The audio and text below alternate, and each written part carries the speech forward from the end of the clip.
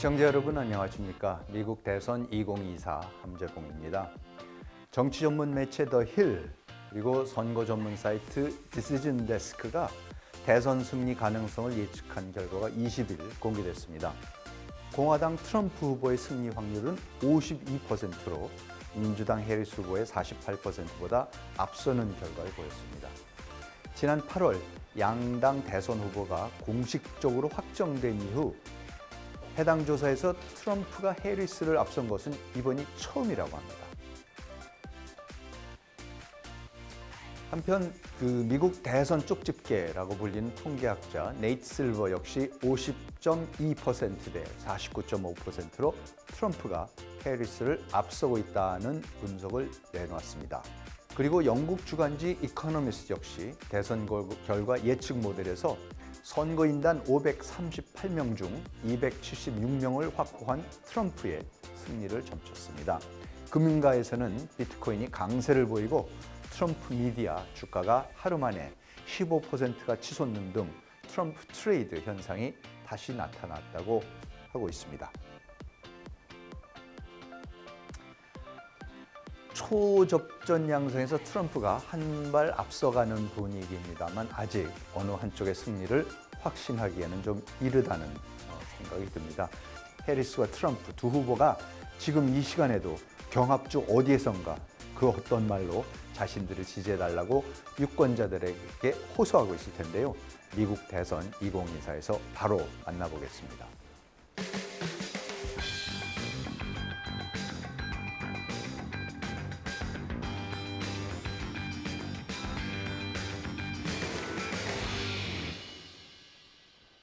대선 후보로 등장하자마자 돌풍을 일으켰던 카멀라 해리스였는데요. 이제는 약간 좀 급해진 것 같습니다. 선거 막바지에 접어들면서 유세 현장에서 트럼프에 대한 네거티브 공세에도 상당히 적극적으로 나서고 있습니다.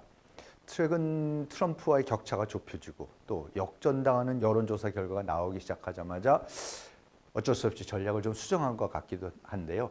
막말 전사, 소위 전에 비해서는 어쨌든 돌변한 해리스의 발언 먼저 듣고 오시겠습니다. And you don't have to take my word for it. I've said for a while now, watch his rallies. Here tonight, I will show you one example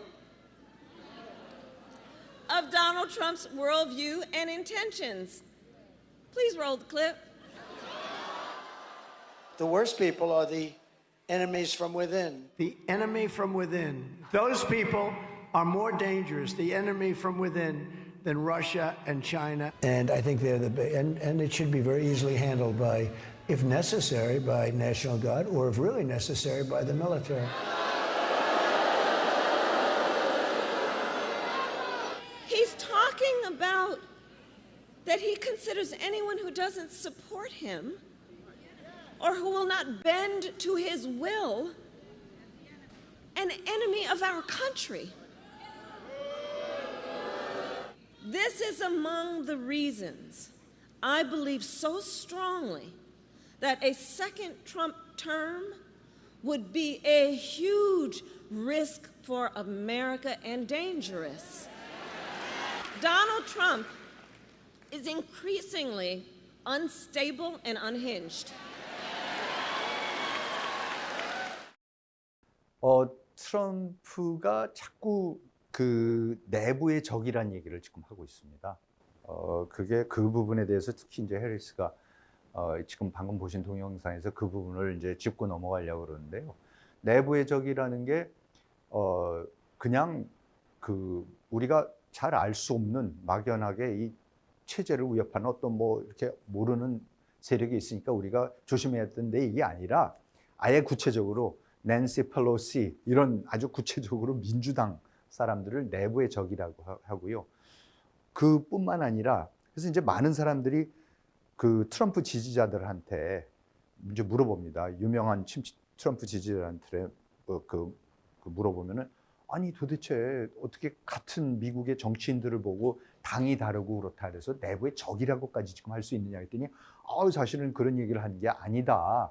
그런 얘기가 전혀 아니고 그냥 이런 불법 이민자들이나 뭐 이제 이런 얘기를 하는 거다. 이런 식으로 했는데 문제는 뭐냐면 트럼프가 곧바로 또 나와서 아니 그게 아니라 나는 이 민주당 사람들이다. 그리고 이런 사람들은 간단하게 내가 대통령이 되면 사법부랑 군대를 이용해서라도 내가 어떻게 일망타진할 수가 있다. 그러면서 이 사람들은 누굽니까? 푸틴이나 러시아의 푸틴이나 중국의 시진핑보다도 더 위험한 사람. 이제 이렇게까지 얘기를 하는 거죠. 그러니까 이제 그 부분을 가지고 이제 해리스는 이런 사람이 지금 이제 대통령이 되면은 정말 우리나라가 위험에 처하게 된다. 그러면서 이제 피하지 않고 트럼프가 하는 말 한마디 한마디에 대해서 이제 꼬투리를 잡고 넘어가기 시작을 했습니다. 유권자들이 받아들이기에 트럼프가 상대에게 하는 막말은 오래전부터 널리 알려져 있고 원래 그런 거보다 하고 넘어가기 마련인데 좀 해리스의 막말 전략에 대해서는 우려의 목소리가 또 많기도 합니다. 지금 서로가 너무나 백중세라서 어떻게 지금 접근을 해야 될지 진짜 그 마지막 어디에 숨어 있는 누군지를 모르는 그 소위 아직 결정하지 못한 어느 쪽을 찍을지 결정하지 못한 표가 분명히 어딘가는 숨어 있을 것이다 라는 전제하에 양측에서 지금 특히 7째 경합주에서 아주 그냥 총력전을 벌이고 있습니다. 그래서 어떻게 보면은 저렇게 하는 것이 분명히 불리할 거라고 생각해서 여태까지 자중하고 있었는데 이제는 집토끼는 이미 넘어왔으니까 그러면 뭔가가 더 자극적인 얘기를 해서 트럼프를 공격해야지만 그동안에 그래도 그동안에 지금까지 중립을 지켰던 사람들을 그래도 끌어올 수 있지 않겠는가 하면서 기존의 그 전략에서 조금씩 벗어나면서 지지 세력을 조금 더 넓혀보려고 하는 그런 의도가 보이는 그런 전략입니다. 그렇지만 해리스를 비난하기에는 진짜 트럼프의 막말이 도가 좀 지나친 수준입니다.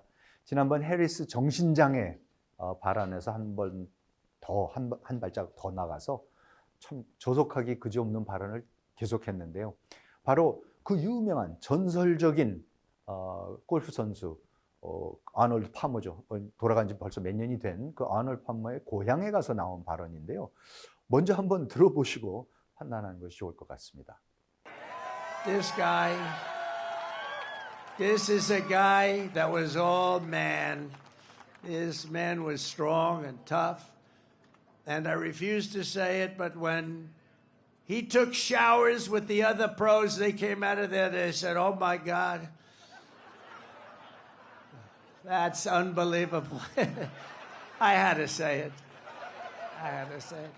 We have women that are highly sophisticated here, but they used to look at Arnold as a bad. But he was really something special. Arnold was something special. So I just want to tell you, you're very lucky, the people that live in Latrobe, and it's an honor for me to be here because of him. This one, Kamala, is further left than them. So you have to tell Kamala Harris that you've had enough, that you just can't take it anymore. We can't stand you. You're a shit vice president. The worst. You're the worst vice president. Kamala, you're fired. Get the hell out of here. You're fired. Get out of here. 네, 보시다시피 아놀드 파머의 고향에 가서 거기 있는 유권자들한테 이제 호소하기 위해서 한 표를 호소하기 위해서 아놀드 파머 얘기가 나오다가 이제 자기가 아놀드 파머도 잘 알았다 이제 뭐 이런 얘기를 하면서 아놀드 파머는 정말 남자 중에 남자였다 그러면서 하는 얘기가 내가 여태까지 얘기는 하면 안 되는 줄 생각했었지만 샤워를 같이 하면은 같이 샤워를 했던 다른 남자 프로들도 나오면서 야 역시 놀래면서 저 사람은 정말 남자 중에 남자다 이런 얘기를 했었다. 그래서 여기 참 그 여러 여성들도 있고 그렇지만 이 얘기는 자기가 안 할 수 없었다. 이제 이런 얘기를 하면서 또 했습니다. 그러니까 진짜 대선 후보가 표를 얻기 위해서 저런 얘기까지도 해야 되는 것인지 그렇죠? 그 골프계의 영웅인 아놀드 파머 정말로 점잖고 아주 대표적으로 인간적인 가장 미국적인 골프 선수로 유명했던 사람인데 아놀드 파머에 대한 하필이면 또 저런 얘기를 하면서까지 지지층에 호소를 해야 되는지 하여튼 온갖 방법을 다 동원해서 어떻게 해서든지 그 표를 긁어 모으려고 하고 있는 것 같습니다. 그러면서 이제 두 번째로 한 얘기는 그 옛날에 그 미국의 네트워크라는 굉장히 유명한 영화가 있었습니다. 그 네트워크 영화에서 보면은 사람들이 이 드디어 그 TV 앵커가 나와가지고 약간 이제 그 지금 체제에 대해서 굉장히 비판적인 사람이 되면서 그 앵커가 TV에 나와서 하는 얘기가 사람들 보고 나 더 이상 못 참겠다. 이대로 절대 안 되겠다라고 나와서 I can't take it anymore 이런 나가서 소리를 질러라 해서 그게 미국에 굉장히 열풍이 불었었던 그 영화가 있습니다. 근데 지금 이제 트럼프도 나이가 많아져서 굉장히 제가 기억한 70년대에 그 아카데미상도 탔었던 걸로 기억을 하는데 하여튼 그 영화에 나왔던 그 얘기 그 문구를 대사를 이으면 얘기를 하면서 해리스 너는 똥이다. 그리고 너는 역대 부통령 중에서 최악의 부통령이다. You're fired. 자기가 그 어프렌티스에서 하던 그 유명한 You're fired. 너 해고다. 이제 뭐 이런 얘기를 하면서 Get the hell out of here. 여기서 당장 꺼져라. 이제 이런 얘기를 합니다. 글쎄요. 이런 조속한 표현들을 쏟아내는 것이 글쎄요. 트럼프 입장에서는 지지자들, 특히 남성들 이런 극렬 지지층을 결집시키는 데 도움이 된다고 판단을 하기 때문에 하겠지만 해리스 말 맞다나 글쎄요. 트럼프가 점점 불안정하고 통제받지 않은 통제불능 상태가 되어가는 것은 아닌지 심히 걱정스럽습니다. 그리고 이제 저 사람이 지금 정신 상태가 이게 대통령으로서 과연 대통령직을 수행할 수 있는 게 되느냐라고 엄청난 공격이 들어올 텐데 도대체 지금 트럼프가 저런 거에 대해서는 아무도 그런 공격은 하지 않고 있는 것 같습니다. 그래서 이제 해리스가 그 부분을 지적하면서 이 사람 약간 이제 통제불능 상태로 들어간다. 이제 나이가 너무 들어서 그렇게까지 얘기는 못하지만 결론은 같은 얘기죠. 나이가 너무 많이 들어서 이제는 자기가 무슨 말을 하는지도 사실 잘 모르고 자기가 하고 싶은 말, 할 말, 안 할 말을 가리는 능력조차도 이제 없어지고 있는 것이다. 이제 이런 식으로 트럼프를 공격하고 있는 것입니다.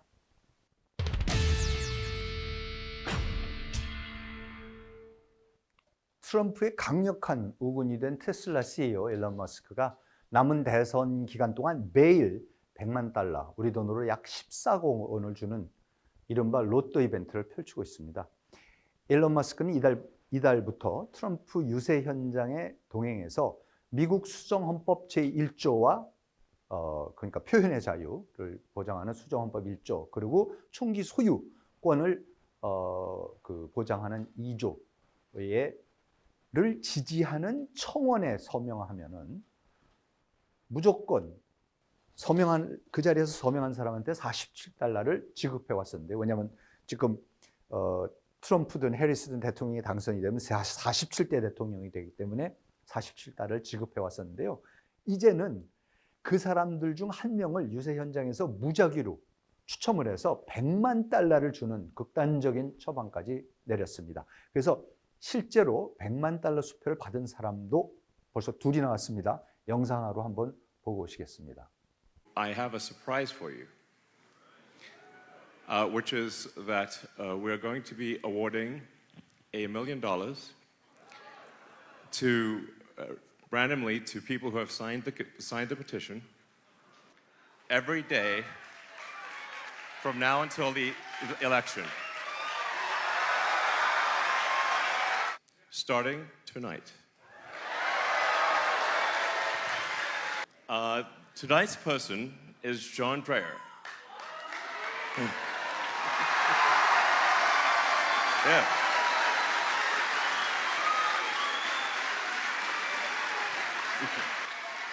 All right. Thank you. So, by the way, John had no idea. So, anyway, you're welcome.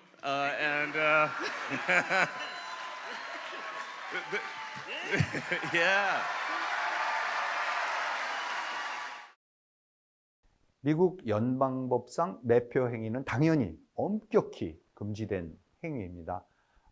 이번 일론 머스크의 경우처럼 청원 서명자에게 돈을 지급하는 것이 불법인지 아닌지는 따져봐야겠지만요. 많은 선거법 전문가들은 이런 행위가 매표 금지 핵심 조항을 위반한 것이라고 매우 우려하고 있습니다. 그러니까 지금 미국의 그 법에 의하면, 연방법에 의하면 투표 아니면 그 유권자 등록을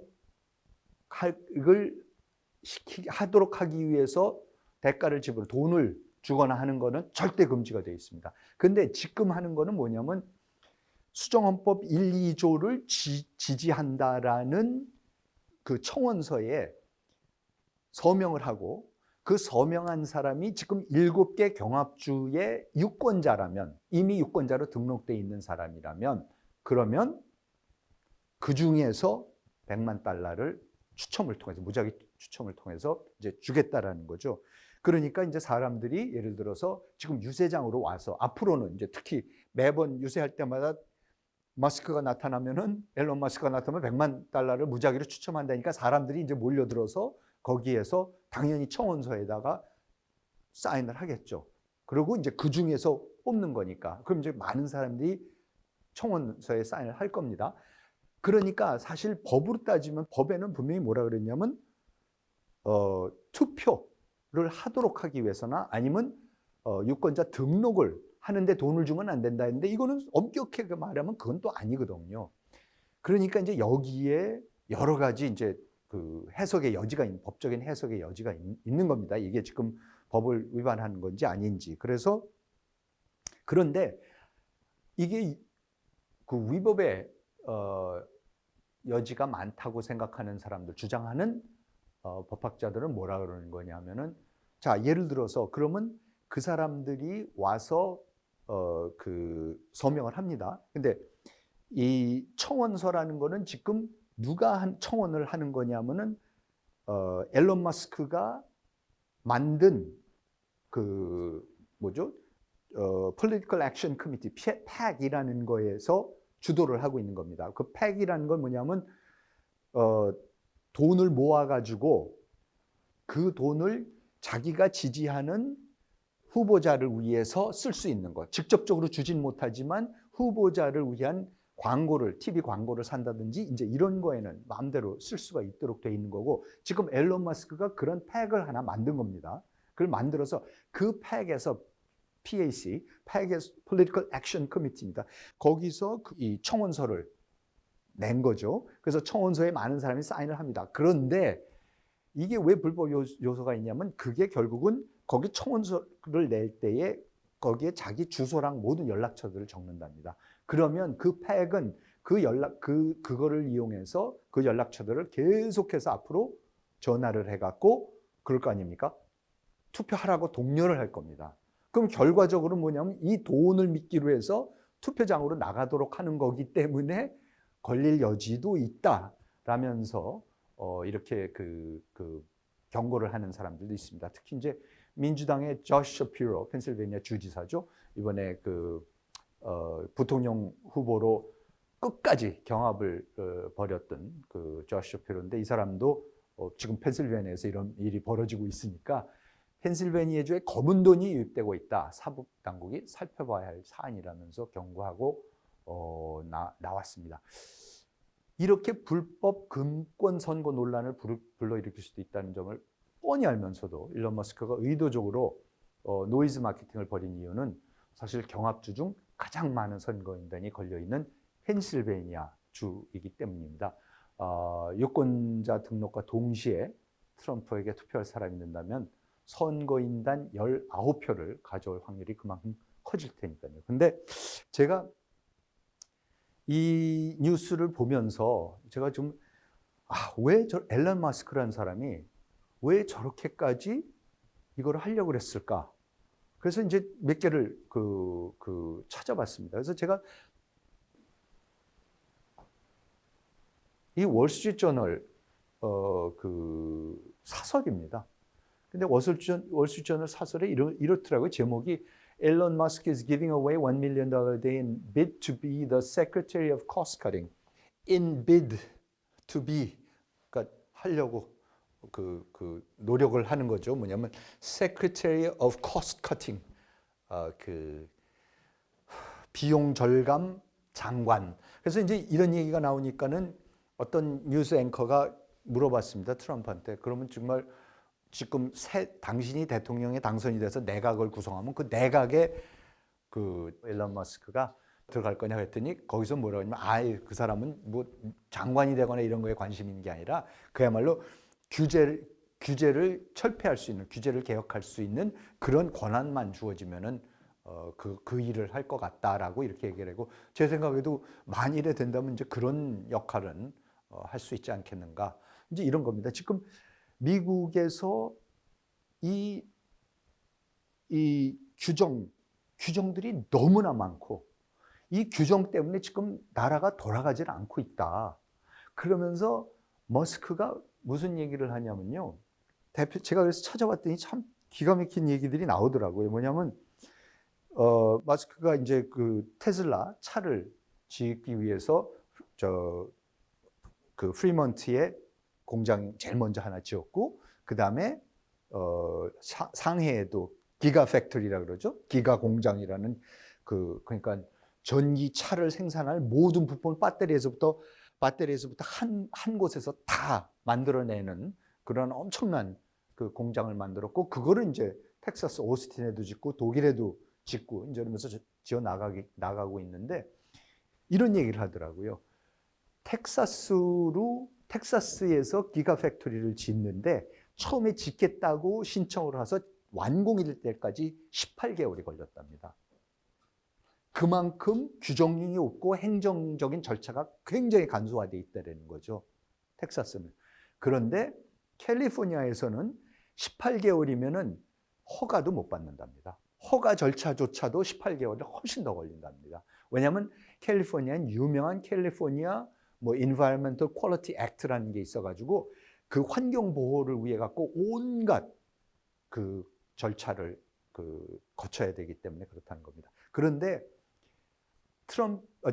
마스크 입장에서는 이게 그냥 막연한 얘기들이 아니라, 최근에 여러분 아시죠?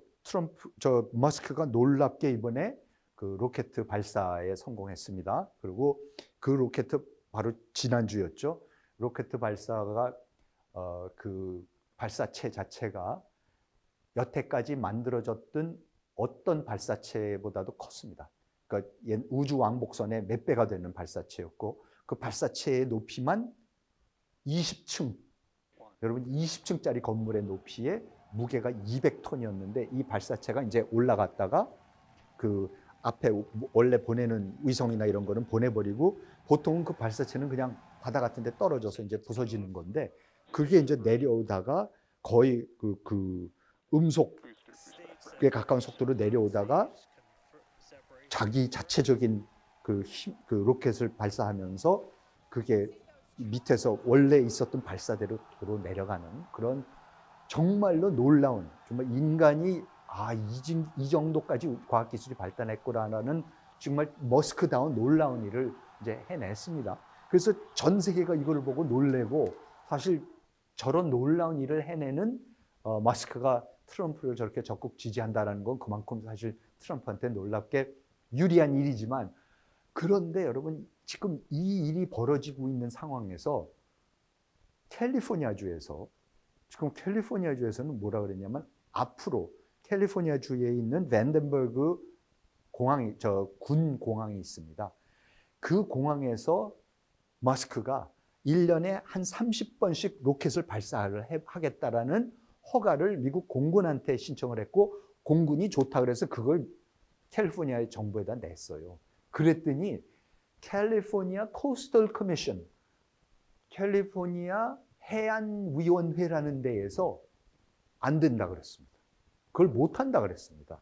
그러면서 그걸 못한다 그러면서 뭐라 그랬냐면은, 머스크가 너무나도 일방적인 정치적인 발언들을 하고 다니고 있고, 한 트럼프만 지지를 하고 있고 그러기 때문에 이걸 못한다라고 하면서 그런 거를 막았습니다. 그러니까 이제 머스크 같은 사람 입장에서는 그럽니다. 나는 캘리포니아가 좋고 캘리포니아 살았었는데 도저히 안 되겠어서 얼마 전에 텍사스로 아주 주소도 옮겨버렸습니다. 그리고 이제 그 모든 X 이런 데에 그 본부들을 다 텍사스로 옮기겠다고 지금 나서고 있어서 그 캘리포니아에 공장이 있는 데서 이제 또 난리가 나고 그랬는데 아무튼 제가 봐서는 이런 것 같아요. 저도 이제 예를 들어서 다른 게 아니라 자, 트럼프의 어떤 인간성이 됐든 성격이 됐든 그 사람이 정신이 어쨌든 간에 마스크 같이 기업을 크게 하는 사람, 그리고 급하게 하려고 빨리 지금 일을 추진해 나가야 되는 거고 추진해 나갈 수 있는 충분한 재력과 기술력과 모든 것을 갖고 있는 사람 입장에서는 왜 캘리포니아 같은 데가 왜 특정 주에서는 이런 것이 안 되고 어떤 주에서는 이게 급히 되고 그러냐 그러면서 그런 그 위기감이랄까요? 미국에 대한 위기감 같은 것을 충분히 느낄 수도 있겠구나. 그러니까 눈 딱 감고 트럼프 같은 사람을 지지해야 되겠다고 하는 것일 수도 있겠다라고 제가 나름대로 한번 그 자료들을 찾아보고 읽어보면서 생각을 해봤습니다.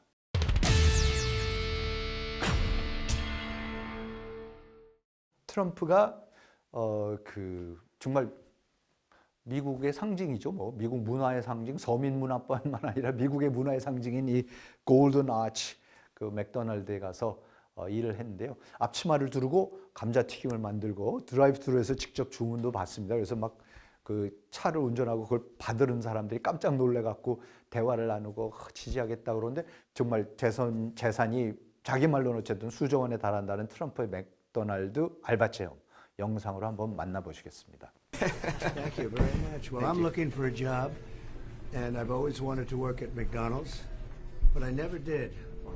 I'm running against somebody that said she did, but it turned out to be a totally phony story. So, And then you can go right into here on the left. Yep, slowly, right here. Slowly, gently lower it into the oil. Don't want to burn yourself. Up, down a little bit further. Gotcha. There you go. fantastic. Hello. This is my new baby boy. How are you? Your new baby. How are you? How did you produce those good-looking kids? Give me, oh, they look like the wife. They look like the wife. How are you? Nice to see you. That's great. Thank you, man. Thank you. I love McDonald's. I love jobs. I like to see good jobs. And I think it's inappropriate when somebody puts down all over the place that she worked at McDonald's. It was a big part of her resume that she worked at McDonald's, how tough a job it was. She specifically worked at the French fry, where they make the French fries, and she talked about the heat. It was so tough. She never worked at McDonald's. McDonald's just confirmed that again, by the way. She never worked at McDonald's. In other words, she's lying Kamala.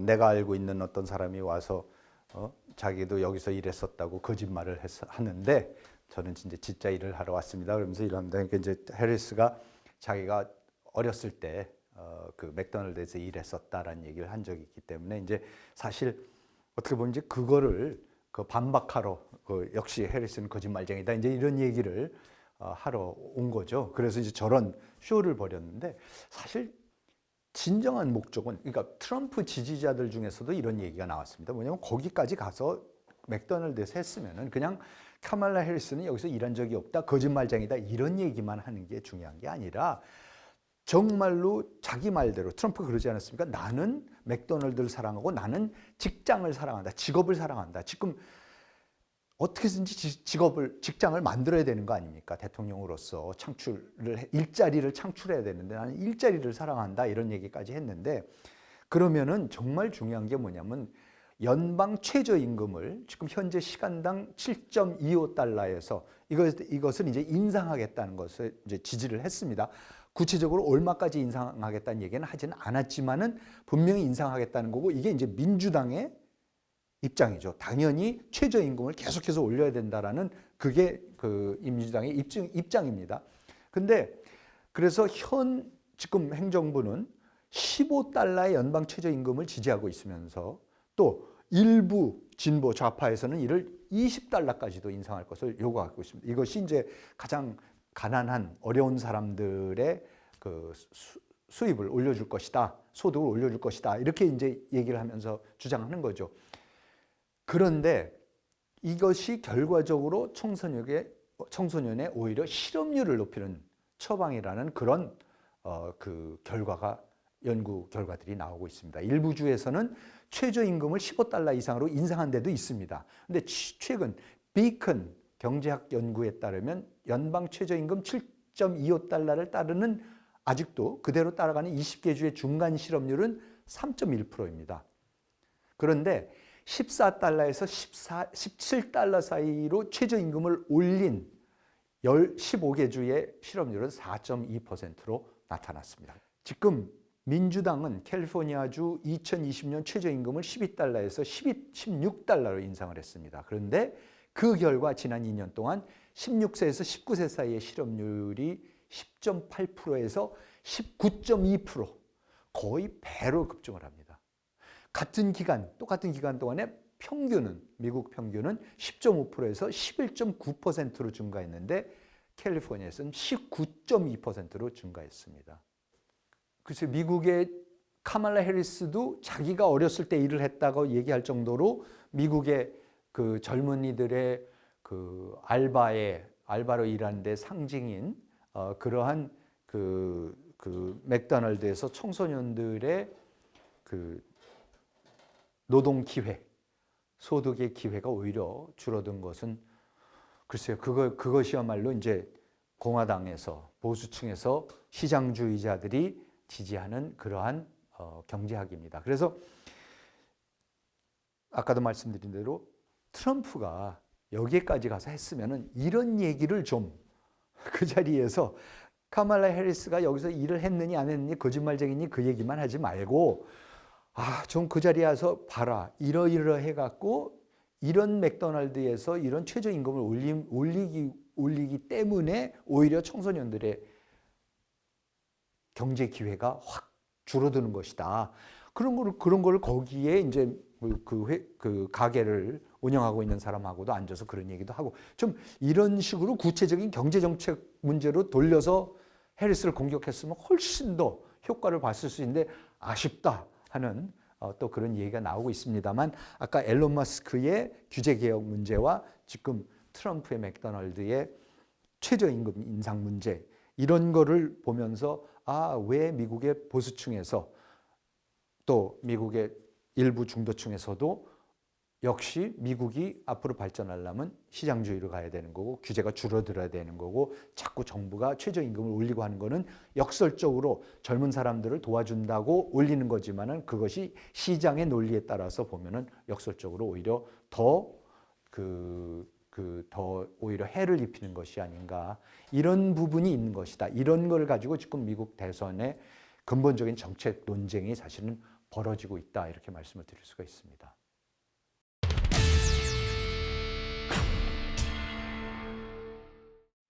미국 대선을 이제 열흘 앞두고 여전히 승자 전망은 안개 속입니다. 7개 경합주의권자들을 대상으로 한 여론조사가 공개됐는데요.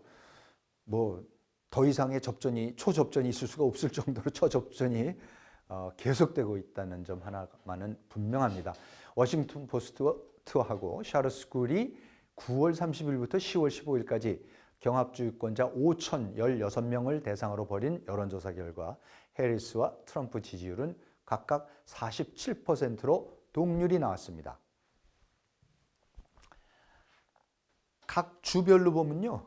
위스콘신, 펜실베이니아, 미시건, 조지아 여기서는 지금 해리스가 오차 범위 내에서 앞서가고 있습니다. 그리고 이 조사 일시는 9월 30일에서 10월 15일 사이였었다고 말씀드렸고요. 그 다음에 애리조나, 노스캐롤라이나, 네바다에서는 애리조나하고 노스캐롤라이나에서는 지금 트럼프가 네바다에서는 동률입니다. 그런데 중요한 거는 해리스 입장에서는요.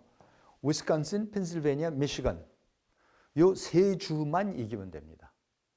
그 세 주만 이기면은 270표가 됩니다. 그래서 이 세 주에만 모든 전투력을 지금 사실 집중을 하고 있습니다. 저희가 전에도 말씀을 드렸지만 노스캐롤라이나 같은 데서도 애리조나에서도 네바다에서도 전혀 바이든이 후보였을 때는 아예 근처에도 못 갔던 민주당인데 해리스가 옴으로써 이제 접전 양상을 보이고 있는 거고 그만큼 따라서 전에 같았으면은 바이든 같았으면은 전혀 거기에 경쟁하기 위해서 돈을 투자할 필요가 없었던 트럼프 진영의 입장에서는 굉장히 곤혹스럽고 지금 돈도 잘 안 거치고 상대적으로 돈이 덜 거치고 있는 상황에서 곤혹스러운 입장이지만 저는 그래서요 사실 여러 가지로 우리가 해석을 할 수 있지만은 이 부분을 우리가 집중적으로 이 부분에 우리가 확실하게 기억을 하고 간다면 위스콘신, 펜실베니아, 미시간 여기선 어쨌든 근소한 차이지만 꾸준히 해리스가 앞서가고 있는데 요 세 주만 이기면 됩니다. 그 다음엔 조지아, 애리조나, 노스캐롤라이나, 네바다 다 져도 해리스는 당선이 됩니다. 반면에 트럼프는 무조건 노스캐롤라이나 이겨야 되는 거고 펜실베니아 같은 데 무조건 이겨야 되는 겁니다. 그러니까는 사실 어떻게 보면은 그런 식으로 보면은 해리스로서는 더 소위 말하는 그 승리로 가는 길, pathway.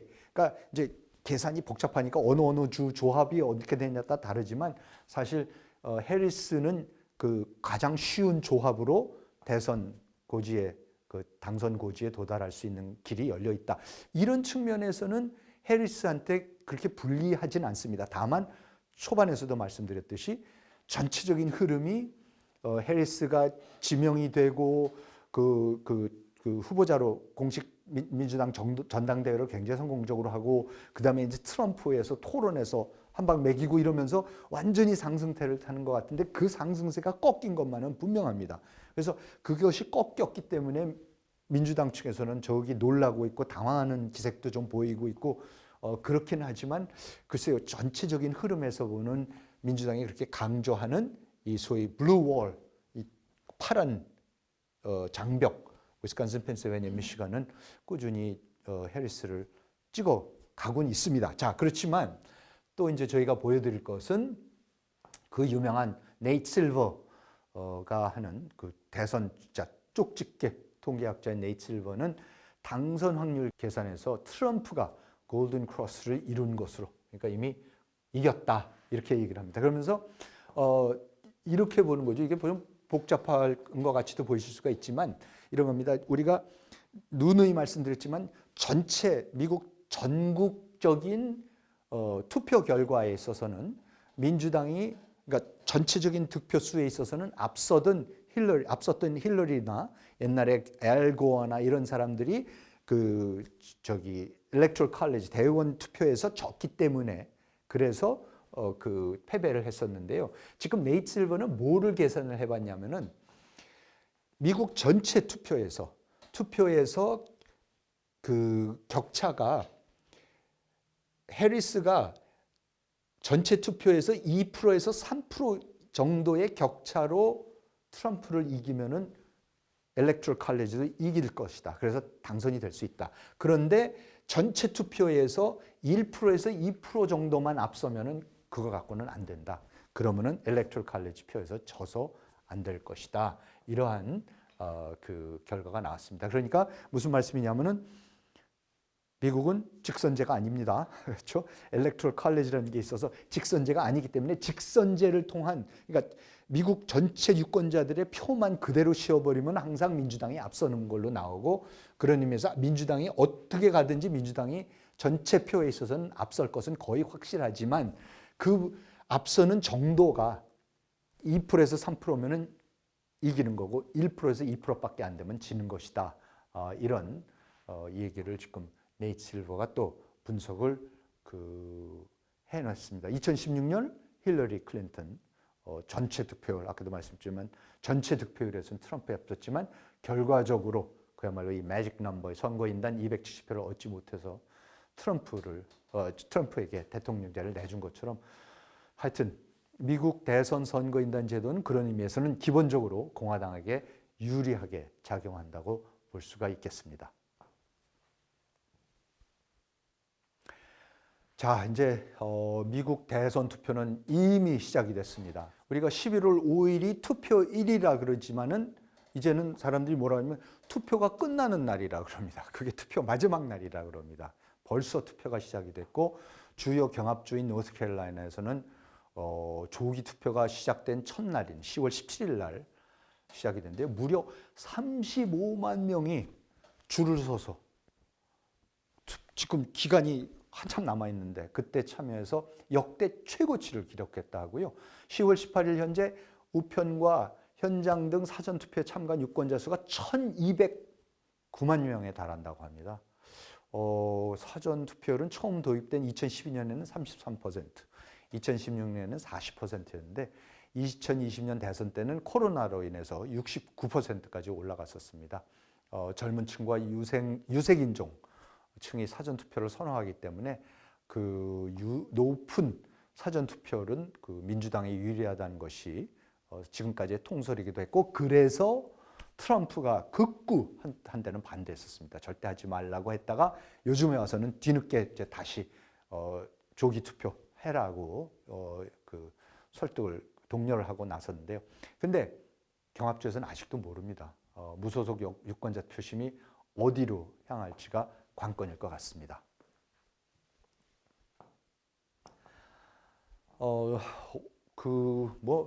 지금 그 트럼프의 기세에 조금 눌리고 있는 듯 하는 모습을 보인 해리스 캠프는 뭐 네거티브 전략도 하지만 또 그 고령인 트럼프의 체력 문제, 정신 상태 문제 이런 거를 공격하면서 특히 민주당 내의 인사들, 미셸 오바마, 바락 오바마, 빌 클린턴 이런 사람들 그 헤비급들을 보내면서 계속해서 공격을 하고 있고 공동 유세를 벌일 계획이라고 합니다.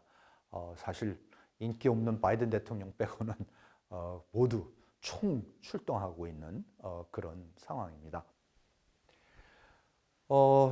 참 아직도 안개 속입니다. 저는 우리가 이런 뉴스의 겉으로 드러나고 있는 그게 뭐 기존의 미디어가 됐든 뭐 그 SNS가 됐든 어느 미디어를 보든 그 미디어에서 나타나는 겉으로만 나타나는 어떤 호불호 아니면 이런 막말하기, 서로 공격하기 이제 이런 것만 볼 게 아니라 정말 미국이 처하고 있는 상황이 어떤 것이고 그리고 그 미국이 처하고 있는 상황에 대해서 경제적인 상황, 외교적인 상황을 어떻게 극복해 나가려고 하는가에 대해서 미국 국민들이 진정 무슨 생각을 하고 있는지 우리가 그 부분을 사실은 깊이 들여다봐야지 표가 왜 이쪽으로 가고 있는가 알 수가 있습니다. 제가 아까도 그 앨런 마스크 현상에 대해서 좀 장황하게 말씀을 드린 것도 저도 이제 이해를 하고 싶었던 거죠. 저는 처음에 그렇게 생각을 했습니다. 역시 아무리 과학기술이나 천재적 이런 쪽에 기업하는데 천재적인 사람이라도 역시 정치적인 감각은 좀 떨어지는 거 아닌가 이 사람이 왜 저렇게 정말 뭐라 그럴 거예요? 인류의 과학기술의 최전선을 그 누구보다도 놀랍게 저는 정말 지난주에 머스크의 그 발사체 돌아오는 걸 보고서 정말 그 전 세계 이걸 본 모든 사람들이 다 그랬지만 감동을 하고 환호성을 지를 수밖에 없었습니다. 근데 그 사람이 바로 또 다음 며칠 날 나와서 트럼프 같은 사람을 저렇게 지지하고 저런 사람들하고 앉아서 뭐 100만 불씩 주겠다고 하는 걸 보면서 이게 어떻게 같은 사람이 이럴까 그러면서 역시 사람이 다 똑똑할 수는 없구나. 이런 기업이나 과학기술은 잘해도 역시 정치적인 감각은 없고 이렇게 해석을 했다가 가만히 있어 한번 들여다봐야겠다. 왜 이럴까 이 사람이. 그래서 이제 아까 말씀드린 기업인으로서 이 사람이 규제에 부딪히면서 캘리포니아에서 겪게 되는 일들 그리고 왜 결국은 캘리포니아에 더 이상 공장들을 못 세우고 텍사스로 다 옮겨가기 시작하고 그러면서 미국이 사실 캘리포니아하고 텍사스가 서로 붙어 있지만 첫 번째, 두 번째로 큰 주인데 그 경제 정책에 있어서 규제에 있어서 하늘과 땅의 차이거든요. 180도로 다릅니다. 근데 제가 미국에 있을 때도 많이 들었습니다. 캘리포니아 대학에 있던 교수들이 굉장히 텍사스 대학으로 많이 갑니다. 왜냐하면 같은 월급에 살 수 있는 집이 몇 배 큰 집을 텍사스에 가면 살 수가 있습니다. 넓고 깨끗하고 그 규제 같은 거 하나도 없고 그러니까는 굉장히 많이 그 좋은 교수들이 텍사스 대학으로 옮겨가는 것을 본 그 기억이 나는데요. 지금 기업들이야말로 이제 더 그런 셈이 되겠죠. 그래서 이런 문제를 조금씩 우리가 깊이 들여다보면은 왜 마스크 같은 사람이 트럼프 개인이 좋아서가 아니라 그 사람이 하는 여러 가지가 개인적으로 하는 행동이 말투가 좋아서가 아니라 어쨌든 규제를 완화시키고 개혁을 하겠다라는 것을 앞세우고 있고 실제로 지난번 대통령 할 때도 그런 모습을 보였던 적이 있기 때문에 그런 사람을 무조건 찍지 않으면은 자기 머스크 개인 같은 그런 큰 사업을 벌이는 사람은 물론이지만 미국 경제 전체에도 이건 큰 문제가 될 것이다. 그래서 트럼프를 찍어야겠다. 이런 결정을 한 것으로 보입니다. 그러니까 우리가 겉으로 보이는 것만 갖고 판단을 할 것이 아니라 그 밑에 깔려있는 정말로 깊은 이해관계, 깊은 안보에 대한 걱정, 경제에 대한 걱정 이런 것들을 보면서 미국 유권자가 어느 쪽을 선택을 한지 우리가 그런 모습을 계속해서 살펴봐야 할 것으로 생각을 합니다.